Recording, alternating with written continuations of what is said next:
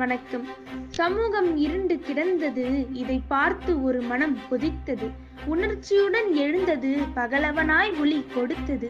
சாதி மதங்களின் பெயரால் சமூகத்தில் ஏற்படும் அவலங்களை பார்த்து நெஞ்சம் பதறியது.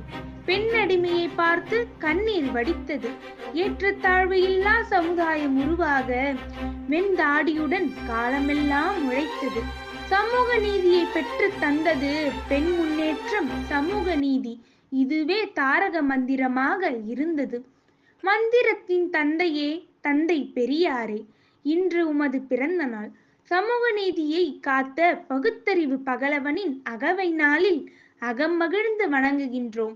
ஏனென்றால் இந்த பகலவன் குரல் ஒலி இல்லை என்றால் சமூக நீதியின் குரலும் பெண்ணின் குரலும் இந்த சமுதாயத்தில் கேட்டிருக்காது என்ற காரணத்தால்.